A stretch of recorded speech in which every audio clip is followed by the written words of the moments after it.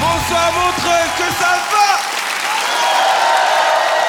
Incroyable, vous êtes beau, ça fait plaisir à voir, vous êtes beau. Il y a eu un merci, le reste, hein, vous savez ce que vous valez, hein, c'est bien. Bon les amis, je suis content d'être devant vous, je vais vous dire un truc. Là, ces derniers temps, je suis dans une petite philosophie de vie. Je vis chaque jour comme le dernier, là. Ouais, Corneille, ouais. Vous avez la ref, on dirait. En plus, je commence à voir sa tête, là, donc vraiment... Je ressemble à Corneille, mais j'ai pas son argent, hein. Bon, vous la connaissez, on y va tous ensemble? Ça fait... Alors, on vit... Chaque jour comme le dernier. Ok. Tu vois le palapapa? Je suis dans ça, là.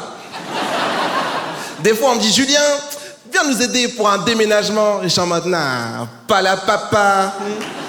C'est peut-être mon dernier jour. Je vais pas porter un frigo. J'ai pas que ça à faire. En plus, c'est même pas chez moi. T'es malade. Il y a un gars, il y a pas longtemps, il m'a appelé pour 3 déménagements. Le même gars, sa tête, là. Je te jure qu'il m'appelle sous prétexte que lui et moi, on a le même père. Laisse-moi tranquille. Dis à notre père, il vient pas. Tu crois que je vais venir? T'es malade. J'ai appelé mon père, hein. Je l'ai appelé, j'ai dit, papa, t'y vas?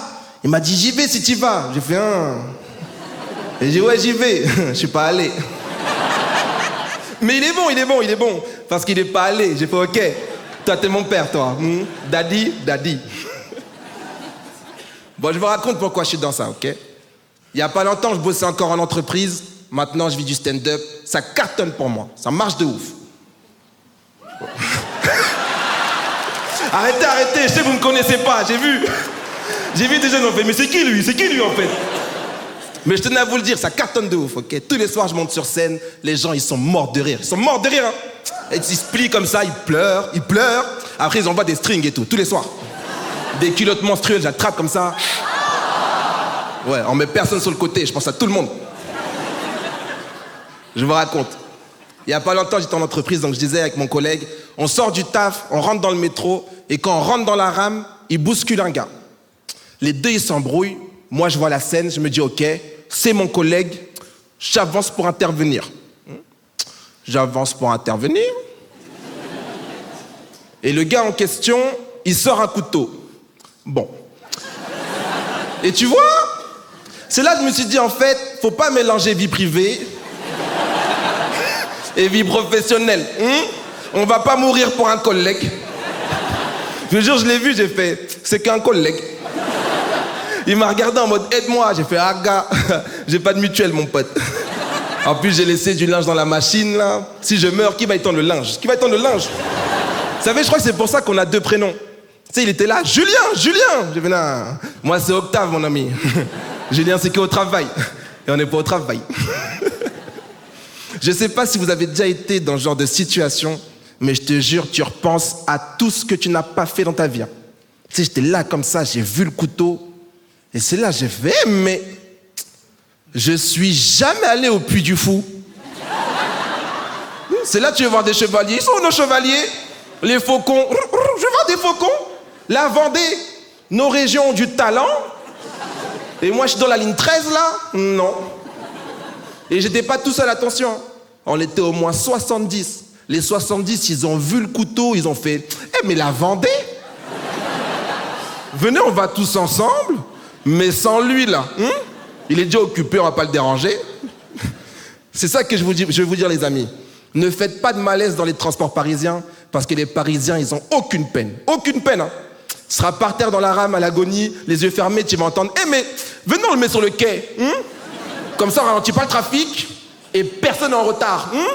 Ils vont te mettre sur le quai. Comme un tapis, mon gars, tu vas rouler, ça va faire mal. Et attention, parce que si le quai en question, là, c'est Stalingrad, t'es dans la merde. Je sais pas si vous savez, mais il n'y a que des toxicos là-bas. Je vous jure, tu seras par terre comme ça, tu vas ouvrir les yeux, il y aura un mec, salut. Comme ça, au-dessus de toi, accroupi avec les couilles apparentes et tout, tu vas craquer. Mais réveille-toi. Mais réveille-toi. Il y a des fous ici, alors que c'est lui le fou, frère. C'est une dinguerie. Attention. Donc mon collègue, il a pris un coup de couteau du coup, et hospitalisation, non, c'est pas vrai, il est mort. Mais je suis là pour lui rendre hommage. Il faisait des PowerPoint comme personne. Vraiment. Non, il est pas mort. T'imagines, il meurt et moi je fais des blagues. Et vous rigolez. Et je gagne de l'argent. Qu'est-ce que ça dit de moi? Un entrepreneur, peut-être. Non, Vous savez, après cet événement, moi j'ai confiance en personne. Surtout dehors, j'ai confiance en personne. Je me méfie de tout le monde. Tout le monde. Déjà, première chose, je déteste aider les gens. Je déteste ça. Surtout les dames avec leurs poussettes, là. Je déteste les aider. C'est toujours une galère. Non, tu sais, je m'avance parce que je me dis c'est juste une poussette. Et quand je me rapproche, je vois, il y a 3 packs d'eau, sa mère, ça rend fou, frère. Il y a 2 sacs de course, frère, de la ferraille. Pourquoi de la ferraille, madame? Il y a un bébé, il est gros, sa mère, on dirait Gérard Jugnot, frère. C'est quoi ça? Il a une calvitie et tout, ça rend fou. Il est archi gros, le bébé, il est archi gros. Et puis, tu sais, je commence à porter, elle me fait merci. Ouais, mais porte aussi ma gueule, en fait. On dirait on l'a fait ensemble, ce bébé, il est archi gros. Tu vois pas ma jambe, elle tremble là, tu vois pas, elle tremble là. Ça rend fou. Et tu sais, je commence à porter et tout. Et tu sais, moi, je transpire, ça fait, il y a une goutte qui se forme dans mon dos. La goutte, elle tombe jusque dans ma raie. J'ai l'impression d'un mec qui fait... Ça rend fou. Et le bébé, il est à l'aise, hein, il est là. Vous avez vu les bébés avec leur tête qui tiennent pas, ils sont toujours, tu sais, C'était archi lourd, j'étais à ça de lâcher une crotte tellement c'était lourd, ça m'a rendu fou. Il était gros, il avait les cuisses potelées, on dirait le logo Michelin. Vraiment, c'était trop. À un moment, je me suis dit, ça se trouve, c'est un nain. Tu vois ce que je veux dire ou pas? Ça se trouve, c'est un nain déguisé en bébé. Ça se trouve, on est en train de voler un nain. Je sais pas ce qu'on fait là, on fait quoi là? On sait jamais, tu sais, je porte mal, sa tête est cogne, il se réveille, il fait mais vous êtes malade! Après, il se met à courir. Et elle a fait mais c'est mon mari. On connaît pas les gens. On arrive en haut des escaliers, elle me dit merci, Dieu te le rendra. Je suis en mode non, lâche un billet en fait, là, ça y est. On connaît pas les gens.